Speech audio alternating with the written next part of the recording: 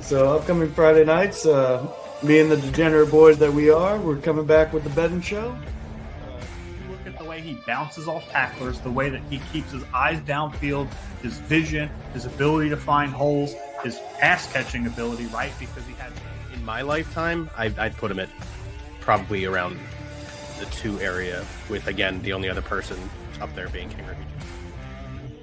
Anthony Richardson or Caleb Williams at the 111. Yeah.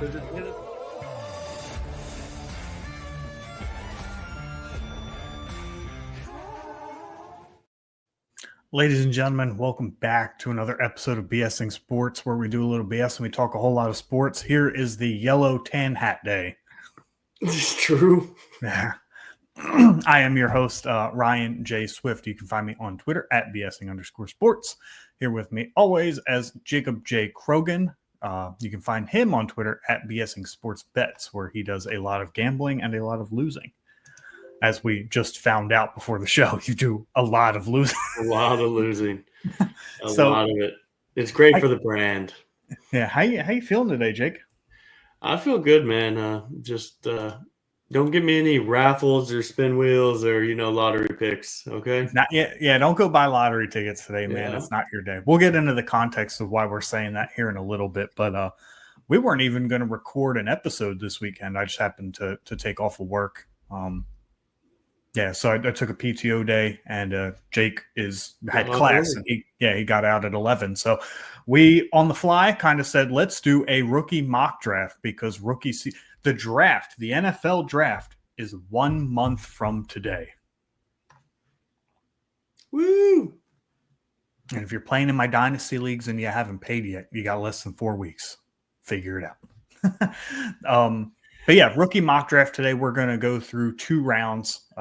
It'll be a Superflex tight end premium at 0.5 and PPR format. So tight ends will be 1.5 points per reception.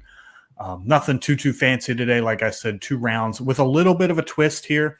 So Jake is going to pick first. I am going to pick second. And then we will have a computer pick third. So it will essentially be like a 3-person, 12-team, 2-round mock draft. With that third person being a computer pick, kind of to throw a little twist in there. And we'll discuss the computer picks, of course, based on the value of the selection. And then when we go through that, segment of 3 people, we'll flip-flop the order of me and Jake. So I'll go first, Jake will go second, and then the computer, and then it'll be Jake, me, computer, so on and so forth. You guys will kind of get the drift as we go deeper into the draft and put the draft board up there. But before we begin, Jake, I made a comment to you before live, so we were originally going to put up a spin wheel and have the spin wheel decide whose pick it was. And we had to scrap that idea, because if we had not given Jake the 101, he wasn't picking until 202. It was just going back and forth between me and the computer. And I was like, this isn't going to be fun. So that's why we were making all those jokes about, the lot of losing and don't buy a lottery ticket. Definitely lost all those spins. That was great. I mean, some of those were like, they would slow down right on the edge and then just tink right over to CPU. I shouldn't have publicized that for you. That made it, shared the screen and had you watch that picker. That was, my face would have just been like, that was rough. So we scrapped that idea. We pivoted to this format instead, which I still think provides an interesting twist. Also, before the show, Jake, I made a comment that, back in like the December, November timeframe, you had made a comment you want nothing to do with the 2025 draft class. Do you still feel that way? I feel less hate towards it, just because we've done so many, looked at rookie film and seen so many different podcasts of people talking about the players and stuff. And it's kind of just a rookie fever, I think. The one thing I will say is, if you needed running backs in the Dynasty draft this year, or on your Dynasty team, this is the draft that you want. It's got everything you need, and it's going to be, I think, very hard to miss on a running back here. Especially in the first round. reminiscent of the 2017 draft class, the Aaron Jones, Joe Mixon, just absolute like stud after stud. I think Derrick Henry was in that class, if I'm not mistaken. He might have been 2016 though. Maybe. I think Henry and McCaffrey were like on one side or the other. I think McCaffrey was the year after and Henry was the year before. But nonetheless, a lot of good running back prospects. A lot of our top dynasty running backs are kind of aging out, and we're not really able to replace them in the rankings. At least I feel this way about my rankings. Not really able to replace them simply because we just haven't had the fantasy producers yet. Yep. But I feel like this draft class in a year or two could completely supplant those aging veterans. Oh, yeah, no, I definitely think it's going to change.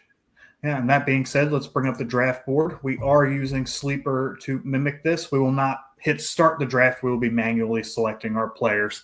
Another twist that I had thought about doing, but I wasn't sure how the computer would react to it, I'll test this out a little later, is sorting by alphabetical order instead of ADP. I feel like that's an interesting twist because it's a lot easier to remember a player, being highly or lowly ranked if they're sorted by their average draft position. Fair enough. ADP is what the majority of our listeners will be looking at anyways. So I think it's just fair to kind of just see from that. But I do like where your head's at. Real quick, Jake, before we begin, can you turn off the little bell and the little notification thing? I don't want to hear wow every time we make a pick. Where do I go for that? The bell. Yep, that one, and then the one to the left. There you go. I wanted to hear it every time. Yeah, I don't. Fair enough. It's cool after like 2 picks. Fair enough. Okay. With that being said, Jake, you are on the clock at 101. I know you have a difficult choice here. Oh man, who to pick here?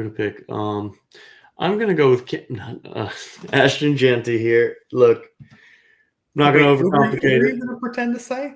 Cam Ward. Oh. Generally in a Superflex, which is what we do, the quarterbacks are generally prioritized. But Ashton Genty would have won the Heisman like this last year if it wasn't for Travis Hunter playing both sides. And so Ashton Genty is a can't miss. He's probably going to go in the top 10. We'll see, though.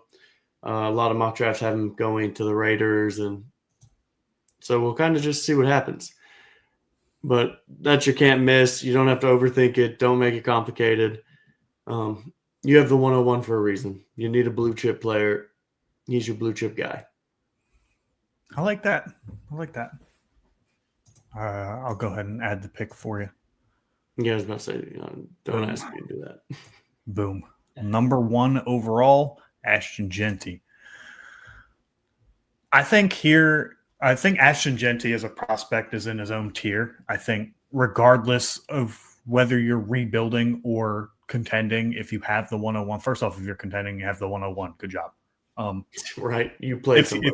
If you're rebuilding and you have the 101, I still think you can draft Ashton Genty. I feel like there's probably better strategies with that pick as far as pivoting off of it, trading it, if your league mates are willing to offer up what you feel like it's worth, and getting probably a more highly coveted dynasty position like quarterback or wide receiver to start that rebuild, because it's generally known that running backs are more of a contending piece. That being said, I feel like 102 starts a bit of a tier where you could select several different candidates here depending on your team build and how that shapes up. However, because we don't really have any teams and this is kind of just a generic mock draft, I am going to go Cam Ward at 102 because this is Superflex. If this was one quarterback, obviously I would not go there, but just the insulation of quarterback prospects and the fact that Cam Ward is general consensus, the first quarterback coming off the board in the NFL draft as well as in fantasy drafts, he's going to have that insulated value where for a few years he's not going to take a huge value dip. Even Bryce Young, who has back-to-back QB 20 or worse finishes, is still worth a first-round pick in Superflex. So the value is going to hold itself there for a little bit. My big concern about Cam Ward is I don't think that he provides a ton of fantasy upside. He has some polishing to do as far as, and we've talked about this before, Jake, his timing, his pocket presence, not pocket presence per se, but like that internal clock. Hey, get rid of the ball. Hey, get rid of the ball. Things are going to move a lot faster in the NFL than they did at Miami for him. But he doesn't provide a ton of rushing upside. So I feel like high-end QB2, low-end QB1 is probably right where that ceiling is at. And ideally, you'd like to get a little bit more for 102, but again, the insulated value is there. Jake, how do you feel about Cam Ward at 102? I don't hate it because generally if you're at the 102, it's because you don't have the quarterback play that you need. And so unless your name's Jacob Krogan, you generally need a quarterback here. And so I don't hate this pick at all. You got to do what you got to do. And if you hit on him, you look like a genius. You're kind of praying that you get the CJ Stroud here with the 40 touchdowns. And depending on what team he goes to, which we don't know yet, you could see it going up or down from here. Do you think he's the first overall pick in the NFL draft? I do. I think the Tennessee Titans. That's why you think the Titans take him. That was going to be my second question. I think they'd be stupid not to take him. They need a quarterback. Look, I like what Will Levis does. And honestly, you can say he's pretty much the same as Cam Ward. But the thing that Will Levis does not have is pocket presence. He doesn't have any ability to fill the rush. And we know Cam Ward can go out there and do it. And also, Will Levis has been injured both years. So I would like to, again, rehash the contextualization that this is a super flex. And we are doing this mock draft prior to the NFL draft. We don't know landing spots. We don't know draft capital. I think that there are 3 other players I would consider taking at 102, depending on how the NFL draft shakes out. Oh, absolutely. That being said, do you want to move to 103, Jake? We're going to computer pick this guy here. Tet McMillan goes to the CPU draft at 103. Yeah, I'll let you go ahead and start out on Tet McMillan. So I don't hate Tet McMillan, but the wide receivers in this class scare me, and I kind of put them all in the same class together. And so there isn't an elite one, and that's what scares me. I think there's going to be a bunch of wide receiver 2 guys in this draft, but we will see. I see 3 or 4 of them being wide receiver 2, so we'll kind of see how this shakes out, but I'm kind of staying away from Tet McMillan. I think you can trade the 103 and get a receiver that is going to produce now on your team that is young. Like you could trade the 103 and get Drake London, who already know that you can produce. And you're laughing, but I actually think you might have done that. No, I am laughing because had I started out giving my analysis about this pick, everything you've said so far is exactly what I would have said. I said I told myself I'd trade the 103 for Drake London. So when you said that out loud, I was like, that's exactly what I would do. And so I would rather have something guaranteed over maybe for this draft pick. So I'm glad the computer took it because I was not going to take him at 104 if he was there. Yeah, I think there's a bit of prospect fatigue setting in on Tet McMillan, or as he wants to be called, T-Mac. It's a small red flag that you want to nickname yourself, but it is what it is. I think that there is a bit of prospect fatigue. This is a guy who has had massive production at Arizona. I think that he is the best wide receiver in this draft class for now. We will see what Travis Hunter does and how much he can close that gap by. But I think based on what I'm seeing right now, he is definitely the best wide receiver. And I do think that he can turn into fantasy relevance. We hear a lot of the Mike Evans and Drake London comps. I think those are more ceiling plays. I think truthfully, realistically, he's probably like a wide receiver 2 type. And there's nothing wrong with that. But to your point, Jake, I feel like you could probably trade for a Drake London and go get that wide receiver 1 upside versus drafting Tet and hoping that you get that. Exactly. And so, yeah. Okay. Well, I get the 104, and this is... Oh, wait. Do you get the 104? I thought you get the 104. Oh, we snaked it, didn't we? Yeah, we did snake draft it. Yeah, and you know exactly who I'm taking. Yeah, so this flip-flop for me at the Combine truthfully, if we did this mock on other days, I would also probably flip-flop it. I still think it's that close. I think the gap between RB2 and RB3 is closer than RB1 and RB2. Yep. But today we're doing this mock, and today I like Omarion Hampton. He is Jake's favorite running back. I think getting him at 104 is a great pick. And he does everything well. And with how big he was at the combine, 221 pounds, ran a 4.47, athletically showed out with an incredible relative athletic score of 9.93 out of 10, which I think is, if I saw 19th out of like 1,400 running backs since relative athletic score became a thing. So, yeah, Omarion Hampton checks a lot of boxes for me. I think that this is a very good pick at 104, but there is another player that I would pick here in this format. Yeah, I think 2 years ago, was it 2 years ago? We talked about some prospects, and I loved Hampton, but he wasn't. Yeah, I think not before this year, but like the year prior when Drake May was still at North Carolina. Oh, yeah. When Drake May was still there and I saw Hampton, I was like, I love that guy. It's on video somewhere here. Yeah, we've been doing this for longer than Omarion Hampton's been a draft prospect. So, yeah. It's probably somewhere in there. I will give you your flowers there. You are a big UNC guy. You were always high on Drake May and Omarion Hampton. Even high on Josh Downs. Yep, I was about to say, don't forget Josh Downs. Don't forget my boy. I just wish he had a quarterback that could throw to him like Joe Flacco. Bro, he's got Danny Dimes, dude. He does got Danny Dimes. The one thing Danny Dimes can do is throw to his slot receiver.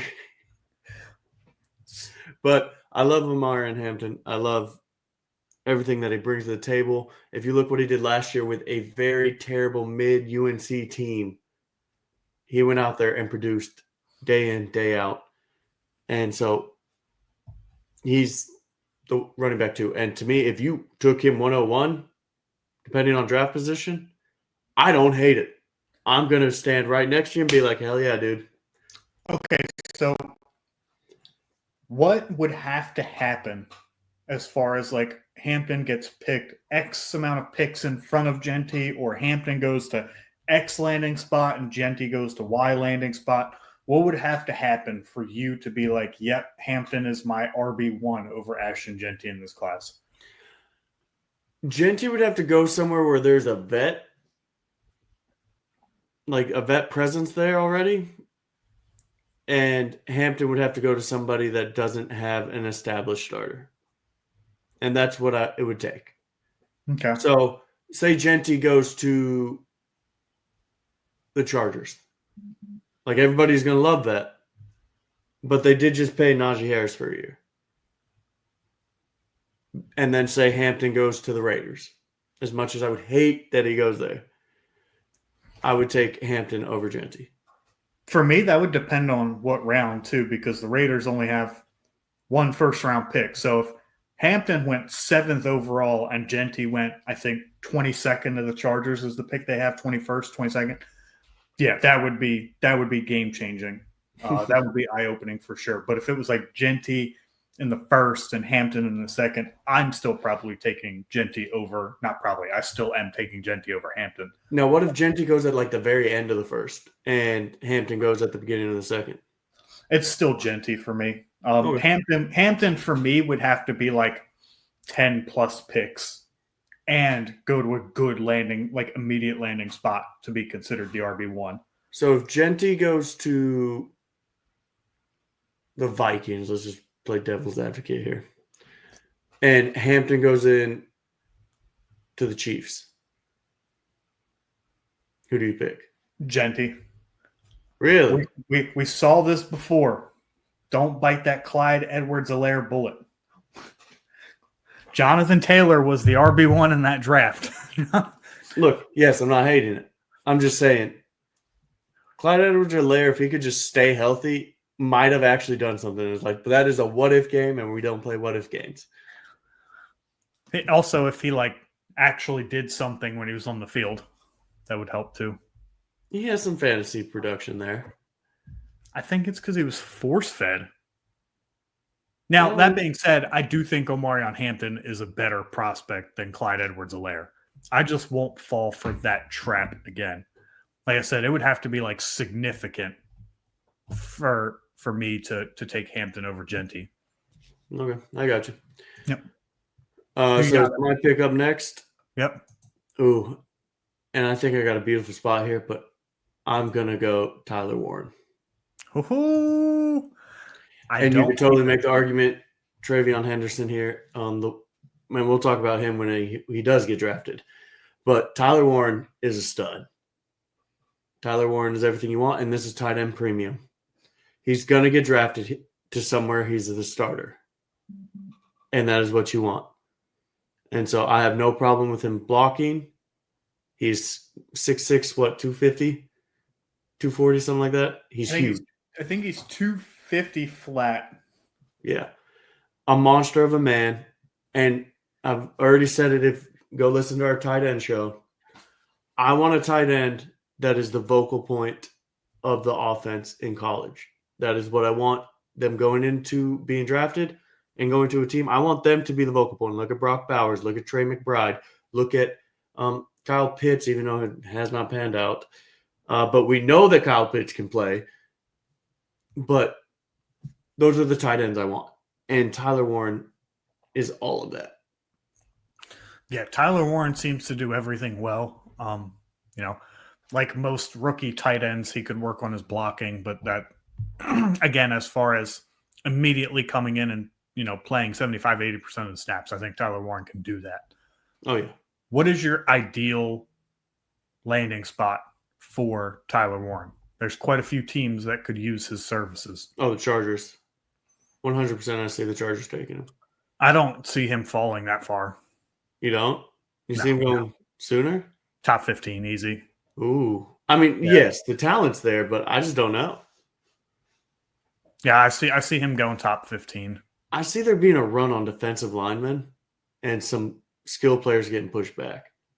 Oh, I agree with that. I mean, really, I think as far as top 20 picks, I think we're done as far as skill position player goes. I think maybe outside Shadur, you can add him to this list, but the 5 plus Shadur you see that we have drafted already, I don't think any other skill position players are going in the top 20. Fair enough. So I think there's plenty of room to make that run on offense and defensive line, however those teams see fit. But yeah, I don't see too many skill position players going in the top 20. So we've got the CPU picking now, right? Yes. And went Travion at 106. Okay, don't hate that pick. Travion Henderson. I think Travion Henderson, he measured, a little bit bigger than I thought he was going to. I thought he was going to be one of those guys that's like super inflated size in college, but he did weigh over 200 pounds at the combine, which is good. It's usually a benchmark type number. Mm-hmm. But very explosive, very good in the pass catching game. Showed that when he's, the big question with Travion Henderson, I think a lot of people gave up on Travion Henderson a couple of years ago because he just couldn't stay healthy. And now people kind of have that in the back of his mind. But we just saw what he could do when he stays healthy and splits the workload. Very explosive player, very good in the pass catching game. I think that he has potentially the same upside if he can find some early down work, if he lands in a spot that will give him some first and second down carries. But I think he also has a great floor because of his pass catching ability. I think Travion Henderson, I personally in 0.5 tight end premium would probably take Henderson over Warren, unless the draft capital dictated that I shouldn't. Like Warren, went top 15 and Henderson goes in like the mid second. Mm-hmm. So what happens if Warren goes to the Colts? That scares me a lot. In the short term, that scares me a lot. What if he goes to the Saints? I would be shocked if that happened, but I would be elated because Kellen Moore loves his tight ends. Jake Ferguson had a career year under Kellen Moore. Dallas Goedert, if he could ever stay on the field, would have been just fine last year. And now, here's my favorite. but it's not going to happen. The New England Patriots. That's your Look favorite. at what Hunter Henry did. I think Hunter Henry's a fine piece. They need some outside weapons. Oh, dude, they need. Yeah, they everything. basically need everything. But I think that Hunter Henry's fine enough, like you said. I don't think it'll happen. What about the Jets? It just depends on what they do. They don't have a quarterback, do they? If Justin Fields, so no, they don't. I'm trying to think of what Justin Fields did with Cole Kmet. Probably the same thing Cole Kmet does with everybody else. Had like 2 or 3 30-point games and then did nothing the rest of the year. Look, man. Scored the same amount of points in his best 3 games as he did every other game the rest of the year. Fair enough. But sorry, got sidetracked here. Henderson, Yep. Love Henderson. Love what he can do, catch back. And the thing I love about him the most, have you seen his videos of his pass blocking? Yeah, dude, he's actually a real gritty pass Who blocker. puts in the work, is not afraid, and he's fearless. I love it. And I'm low-key hoping Denver drafts him at 20 if he's there. Perfect third down back. If Hampton's gone and Gentry's gone, I want Denver to take Henderson. So bad. Okay, so the Chargers draft Hampton. That's a spot that you seem a little down on with the signing of Najee. You can correct me if that's wrong. Denver drafts Henderson. Who you taking? Henderson. Okay. Interesting. It's probably the wrong pick, but I mean, I don't look. So outside of maybe Tyler Warren, when I said there was a tier of 3 other players I would take with Cam Ward, it was Tet, Hampton, and Henderson. Yeah. Like, I don't think the tight end premium's strong enough. And I don't think tight ends is a position. I think we've been spoiled with Sam Laporta and Brock Bowers. I don't think we'll get the immediate results from Tyler Warren. So any one of those 4, depending on your team composition, you could definitely draft 102. That's just the way that I feel about it, though. Jake, you're up at 107. I'm up at the 107. I already And know where this is going.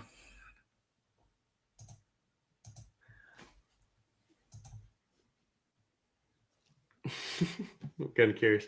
We're gonna do this on 1, so I'm gonna go 3, 2, 1.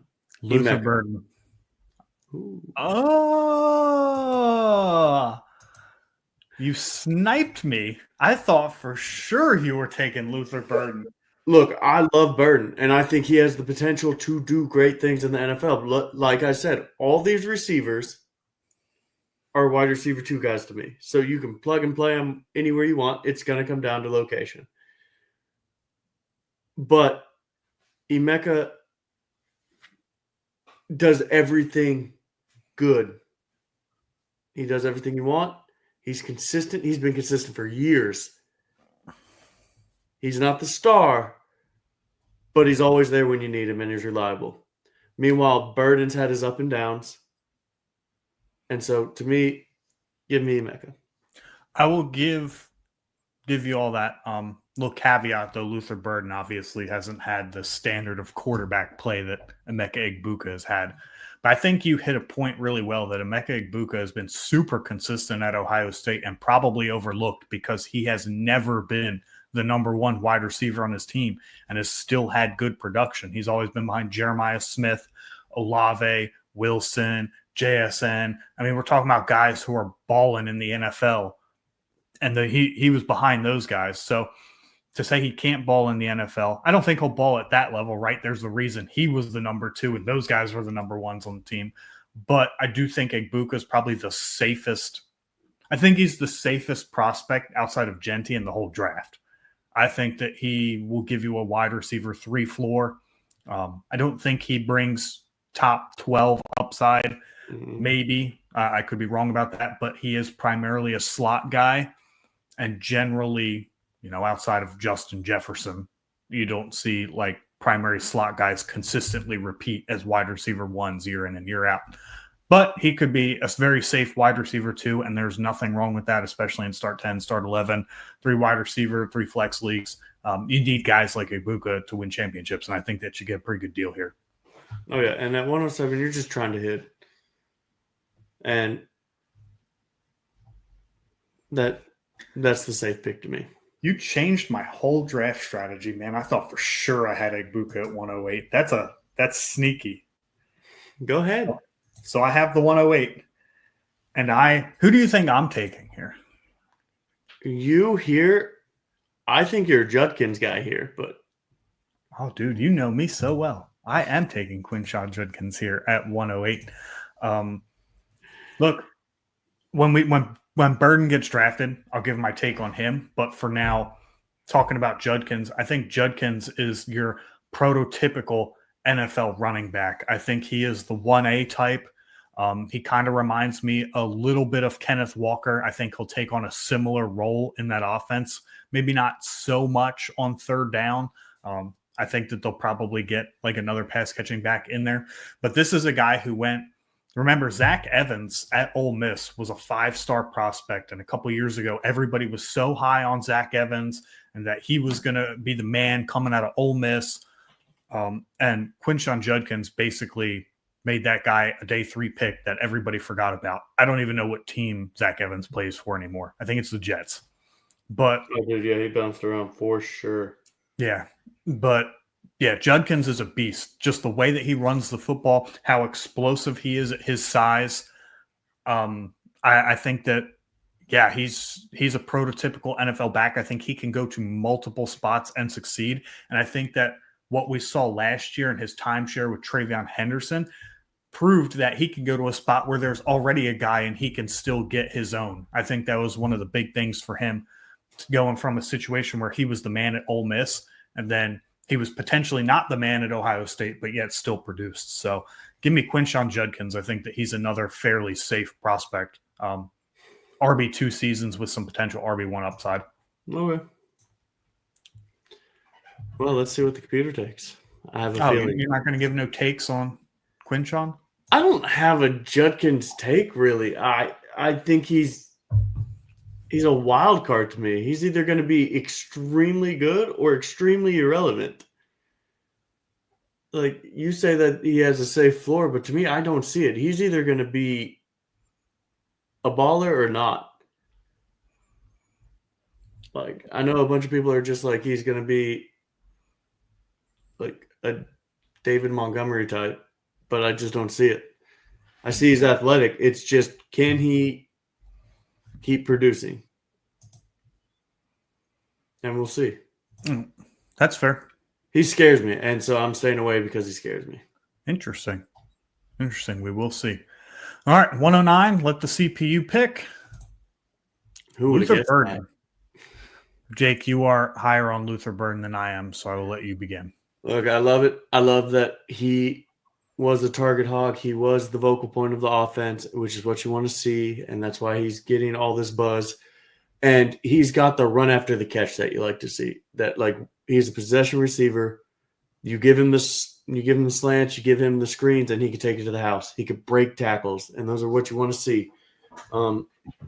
So I love his skill set. I love what he brings to the table, and that's just at the end of the day, you get him at the 109. I think you're extremely happy. I have heard Luther Burden compared to 2 NFL wide receivers, and heavily so Deebo Samuel, and the other one Jaden Reed. At this point in time, nobody's actually excited to have either one of those players on their roster. What you mean? Deebo's a commander, dude. Wide receiver 1 year coming.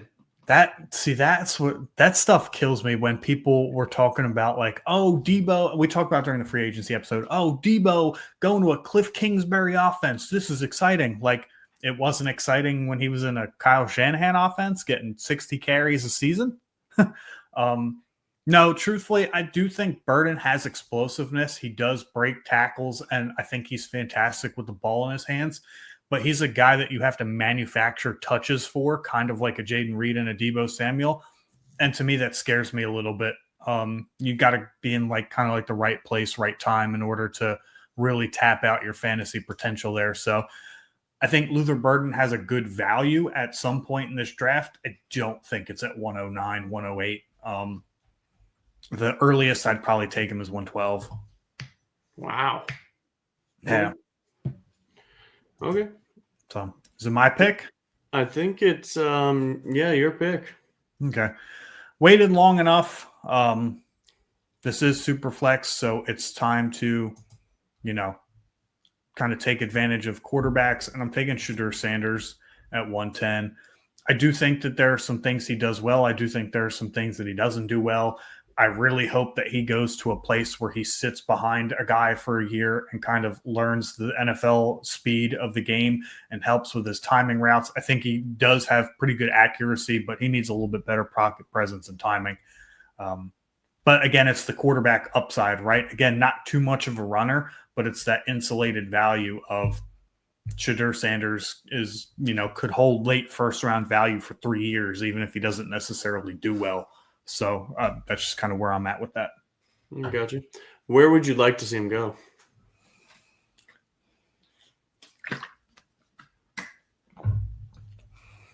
Honestly, I don't think Vegas is out of the question.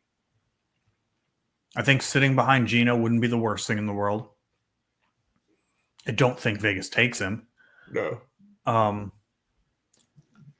There have been discussions with Cleveland signing Carson Wentz. I would be okay if they signed Carson Wentz and he sat behind him for a year. That would be interesting for me. What do you mean? It's not going to be Carson Wentz. It's going to be Super Bowl champion Kenny Pickett. Man, I have a really scared Kenny Pickett's got to be the number one guy on their depth chart, right? They traded a 5th round pick for him when they could have just signed, half a dozen veterans to do the same thing. I think they're going to cut Deshaun Watson. I'd have to look at the dead cap, but I think it'd be outrageous if they cut him, especially because he's not healthy. Oof, that's rough.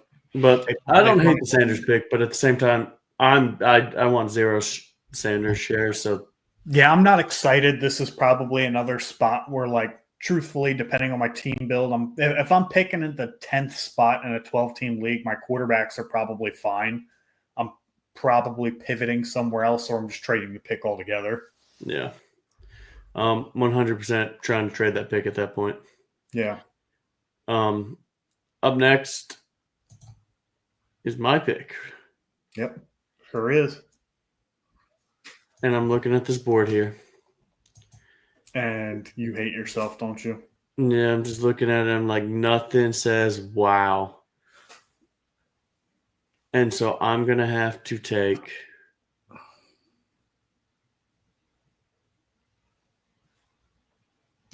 just say his name, buddy. I already got it highlighted. I know who Trey Harris. Trey Harris. That is not who I thought you were picking there. You thought I was going to say Jackson Dart, didn't you? Yep, sure did. Did. It all comes down to where they're drafted. This entire realm to me, all where you're getting drafted at, kid. What round, what team are you going to be relevant? What Jackson Dart goes to the Steelers at 21 overall? Are you in or out? Oh, I'm taking him. I'm taking him before Sanders. Oh, I'm so far out. If Sanders goes top 10 and Jackson Dart doesn't get drafted until 21st overall, yeah, I'm done. Yeah, I'm out on that. I like what Jackson Dart brings to the table more than I like what Shedeur does, and that's saying something. I do think Jackson Dart has higher upside, but if 20 teams pass on him, with half of them probably needing a quarterback, that says a lot. Yeah. We'll see.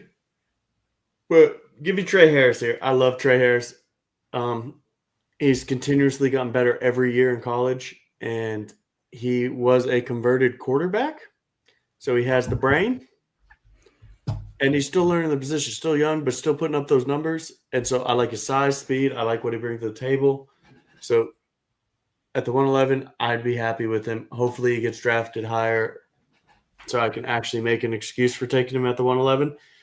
But I'd say you seem to be a little ahead of consensus on him. yeah, I just look at all these and I'm just like, well. So now that we're just about done the first round, and we'll let the computer kind of round it out here in a second, but I don't think that pick will make a difference to your answer to my question. Where are your tier breaks? Oh, that's so hard. So 101 tier break. Cam Ward, Hampton, Warren, Henderson tier break. Tet, Ibuka, Burden tier break. Judkins, Sanders, the rest. Okay. A little For different. right now. Yeah, a little different for me. I do have 101. I have the first three guys in Henderson, so Ward, McMillan, Hampton, and Henderson. And then I have Warren, Ibuka, and Judkins. And then I have Burden, Sanders, and Loveland, actually. Okay. So once the computer doesn't take this, you're taking Loveland in the 201? Well, you have the 201, I think. No, I have 201. Yeah, let's see. You, me, computer. Me, you, computer. You, me, computer. Me, you. Yeah, computer. So you have 201. CPU auto pick 112. Caleb Johnson. Caleb Johnson's kind of weird for me. I feel like that he was kind of a late bloomer compared to some of these other running backs who have had multiple years of production. I know he was the whole offense at Iowa, but I don't know. He's just kind of weird to me. He didn't really impress me athletically at the combine. He didn't, like I said, have that early breakout. I don't know. He's somebody I would throw a dart on. I think that's a pretty good spot where I would start picking Caleb Johnson, but he's not somebody that I'm chomping at the bit to draft.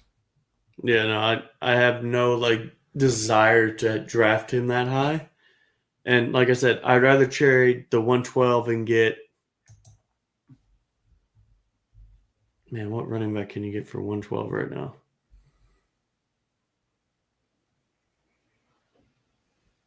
See, that's the problem, trading that draft pick for a running back. Would you rather have Caleb Johnson or Kenneth Walker? Kenneth Walker. Okay. And that's saying something because I have 0 shares of Kenneth Walker. Would you rather have Caleb Johnson or James Cook? James Cook. Yeah. Yeah. Yeah, Caleb Johnson's an interesting one to me, but I am, like I said, I think this is a good spot where I'd start taking him. And truthfully, with how good this class is, I don't mind throwing darts, especially if you're the reigning champ, throwing darts and seeing which running backs stick and which ones don't. Yep, true, exactly. So. But up next with the 201, yep, I'm taking Jackson Dart here. Look, ladies and gentlemen, Jackson Dart is the Bo Nix of this draft. Spicy. He's going to get disrespected. He has all the tools to be an NFL quarterback, but he just doesn't have the hype for some reason. You can't explain it, but he just doesn't. I can. Oh, go ahead. I think if you watch his film, he doesn't. This kind of affects Trey Harris too. That scheme that they run at Ole Miss basically just has guys running wide open a lot of the time. You can say the same thing about Oregon's offense. Yeah, true. And none of those guys have any sort of draft hype. Exactly. That's what I'm saying. But look at Bucky Irving now. Troy Franklin, if he had hands, would be phenomenal. Troy Franklin stinks. Yeah. Yep. And look what Bo Nix did. But I think Bo Nix is a better quarterback than Jackson Dart. I don't hate it. I do think Jackson Dart's an interesting pick because he had the second highest rushing attempts per drop back behind Jalen Milroe. So you could potentially end up with some rushing upside for fantasy there. That's something to keep an eye on. But I think a lot of his production is largely based on the fact that his scheme that he played in just basically had everybody running wide the hell open, and he never really had to make contested or timing throws, stuff that he'll have to make in the NFL. Okay. We'll see. We'll see if he can do it. Does he have all the tools? Yes. Did we really have to see it on an NFL-style platform? No. I think he has better tools than Shadur, but I think that the fact that he just wasn't in a spot where he had to showcase them scares me a little bit. I'm just saying, I got Bo Nix last year at the 201, and that was probably the best draft pick I've ever had in my life. So at the 202, I am taking Colson Loveland. I think Loveland is getting a little bit of hate. I think if you go back and watch his college film, this is a guy who's borderline an elite pass catcher, if not an elite pass catcher at tight end. I think he runs very crisp routes. He's the center point of the Michigan passing offense, which is something you alluded to with Tyler Warren, something we like to see from our tight ends. I think that he is generally downplayed because Michigan doesn't throw the football a lot. That's just not in their DNA. It's the same reason a lot of people don't like J.J. McCarthy, which is fine. I'll gladly take the value pick at 202 there, but I think Loveland has all the skills to immediately step in and be a top 10 dynasty tight end. Now, if Loveland is drafted in the first round, I take him over Trey Harris and Caleb Johnson. Yeah. Again, this is like pre-draft capital, but I'm taking Loveland over. Yeah, if he's first round pick, I'm taking him over Dart, Johnson, Harris. I might even take him over Shadur, depending on where Sanders goes. Yep. Oh, yeah. Okay. Yeah. So computer's pick. Jalen Milroe, all the upside, none of the floor. Talk about fantasy rushing upside, Jalen Milroe. I think that he is an awful quarterback, but I mean, he is very exciting for fantasy. Hey, man. Everybody said Lamar Jackson wasn't a pocket quarterback. He was just a running quarterback, and he proved people wrong. So he's going to have to go to a team that only fine-tunes, the offensive coordinator just fine-tunes him to his offensive skill set. I would be Lamar was the 32nd overall pick in the draft. I would be mind blown if Jalen Milroe was a first-round pick. Oh, no. I'm just saying, for me to take him at the 203, he's going to have to be drafted by somebody and drafted high. Yeah. Don't get, I have no names for you right now, but. He'll have to be a second-round pick in the NFL draft for me to consider 203. Yeah, exactly. But the computer picked this one, not us, so Don't yell at us, ladies and gentlemen. And that's exactly why we added that twist. It was a good call, by the way. I'll give you all the credit for that. I didn't think of that. No, I'm just here. I do see a name that I really like here. And it's all going to come down to who I pick. Yeah, I don't think you're going to draft him, but it's fine. You don't think I'm going to draft Dylan Sampson? Oh, I totally thought you were going to go with Matthew Golden here because I was going to go Dylan Sampson. I was about to say, I think I might go Dylan Sampson here. So who you got? Again, I like the running backs in this class. Matthew Golden scares me a tad, so I am taking Dylan Sampson here. Matthew Golden, again, a guy that, had pretty good production at Texas last year. Not anything out of this world fantastic, but I feel like is getting a large boost from the fact that his, 4.2940. He scares me a little bit. Granted, Quinn Ewers wasn't fantastic. If you watch the film with Matthew Golden, you'll leave it like, dang, there was some to be desired because Quinn Ewers stinks. But the reality is, I think Dylan Sampson. I think this whole running back class again, if it's like that where it's like wide receiver or running back neck and neck for me in value, I'm throwing a dart at the running back. I have a question for you. Yeah. Just because we brought up his name. Mm-hmm. If Quinn Ewers goes into the NFL draft last year, do you think he's drafted higher there or this year? Oh, it's got to be this year. You think he's drafted higher this year after what he put out there on tape? Yes, because I don't think the tape was existentially better last year, and there were 6 quarterbacks in the top 12 picks last year. That won't be the case this year. Yeah, I think he doomed his stock personally. I think that, first off, I don't think there's a chance that he really gets drafted in the first round, but I do think there's at least a better chance that a team is desperate enough for a quarterback that they overdraft him this year, whereas last year there were so many quarterbacks taken so early. A lot of the quarterback needy teams hit on them too. I got you. So yeah, you took Dylan Sampson. Yep, Dylan Sampson. Running back out of Tennessee. Go back and look at our top 5 sleeper each. You know, I talked about Dylan Sampson more there. You talked about Dylan Sampson more there. So we'll kind of roll into the 205 here. Who you got? This is going to be an interesting one, but I'm going Restrepo. Yeah, I had his name highlighted. I knew you were going there. Again, another guy we talked about in our top 5. It is going to be 100% on draft capital here, but I know the computer's probably going to go Travis Hunter or Golden, so we'll talk about them in a minute. But I just love the consistency that he put out on tape, and he was Cam Ward's security blanket. He did it consistently, and he runs crisp routes. He's not a world beater. Another primary slot guy, too, which, again, isn't the worst thing in the world for fantasy anymore. You're seeing slot guys get more involved with volume. Yep. Let the computer pick Travis Hunter at 206. To be honest with you, this is probably where I would start considering Travis Hunter. Did it do it? Yeah, refresh your thing.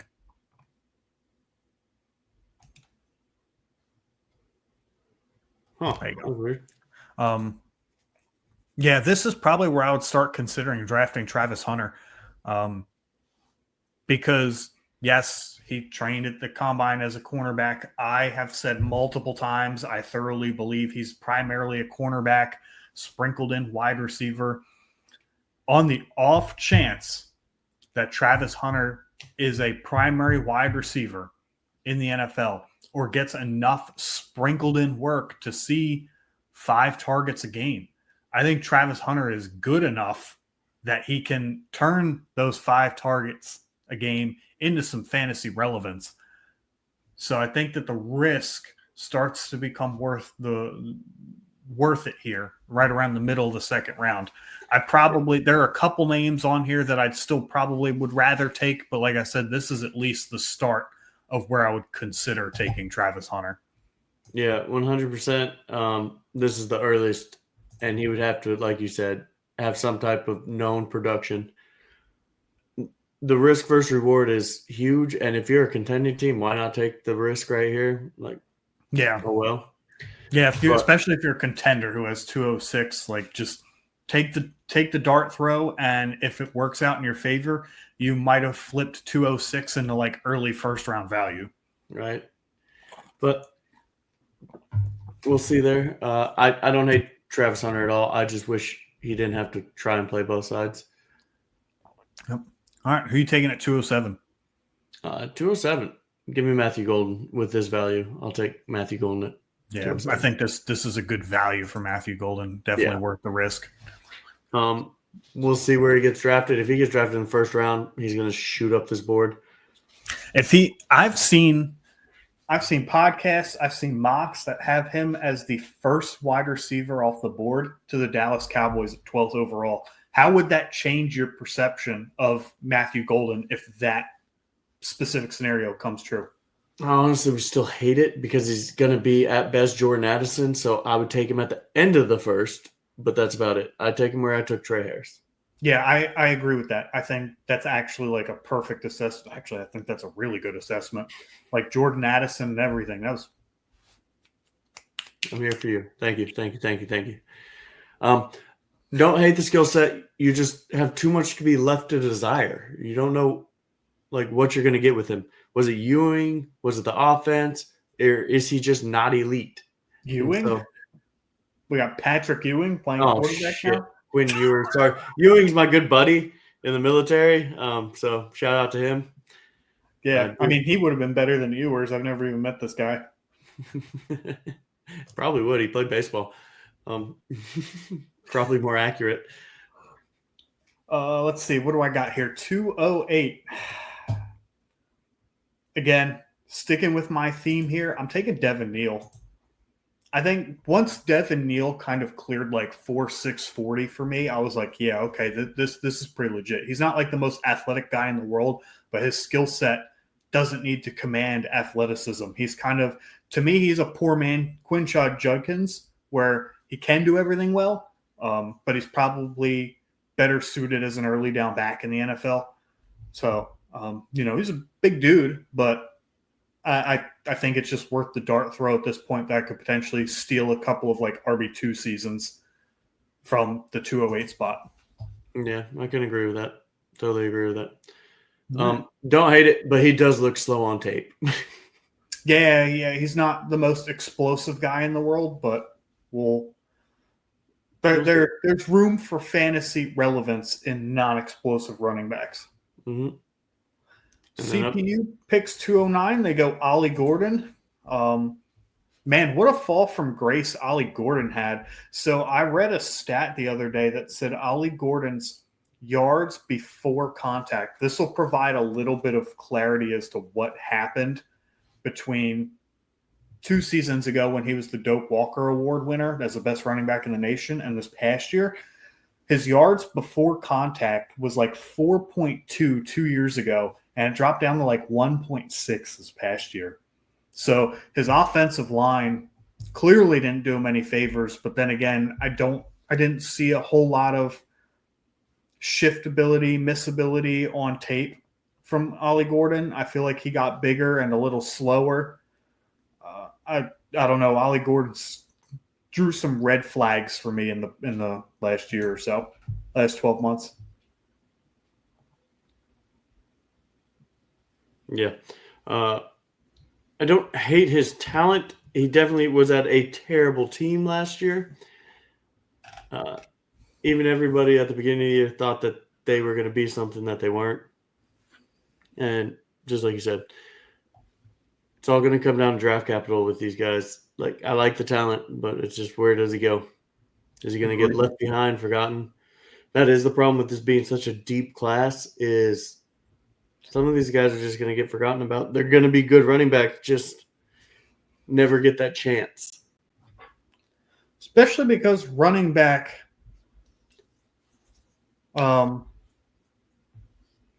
doesn't seem to be like a huge position of need across the NFL. Mm-hmm. So 210, this is my last pick in this 2-round mock draft. I'm going big here. I do like Alec Aomanor, but the one guy that I like more than him, where are you at, buddy?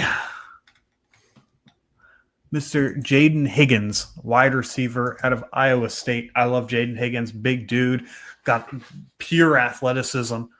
Just needs to refine his route running a little bit. We talked about it. I'm not going to give this long synopsis. We talked about it in our sleeper rookie picks. Please go back and review that episode if you haven't. But it's a good one. Yeah, but I like Jaden Higgins at 210. At 210 and beyond, pretty much anybody's worth the risk. Yep. No, you're just throwing darts at that point. Yeah. And so for me, I'm going Mason Taylor here. I'm going the third best tight end. First off, I was wondering who you would think is the third best tight end, and then secondly, I was wondering who you were going to draft. I know you're a big Harold Fanning guy. Mason Taylor right there. No ifs, ands, or buts. You're getting a stud, regardless. He's an athletic freak, good hands. I'm not going to go into the synopsis here. He's one of my sleepers. That's who I got. And then we have a CPU. Yeah, we have a CPU. Isaiah Bond, again. Isaiah Bond, I think, is going to be a day 3 pick in the NFL draft. He doesn't do anything impressive at all. I know, again, Quinn Ewers didn't really help him out, but at least Matthew Golden made something out of it. Yeah, he's just a name. He should stay with Alabama, honestly, but oh well. Yep. Did the same thing at Alabama that he did at Texas. Didn't improve, didn't wow. Said he was going to run. He was going to break the 40 record. Didn't do it. Didn't even remotely come close to it. What sucks is, and I will kind of, give him some credit here. The 40 he ran was still a fast 40. The problem was he opened his mouth beforehand, and now everybody's like, yeah, screw this guy. Like, I think he ran, a 4.41? That's a fast 40, but because he's like, oh, yeah, I'm going to run a 4.21. Sure thing, bud. Yeah. Whatever you say. Yeah. But, yeah. I think this is a pretty good rookie mock draft. I can't wait for the NFL draft 1 month from today, dude. Oh yeah. So if you're watching this video and you haven't liked it, please do that. Share with your friends, as well as subscribe on YouTube. We're bringing the heat all off season. I need that lighter, man. I need to bring back the lighter. Mention things like heat and fire picks. Just need to bring the lighter. But Jake, do you have anything you want to add before we close out of here? I don't. Y'all have a very safe day, okay? Yeah, and go Birds.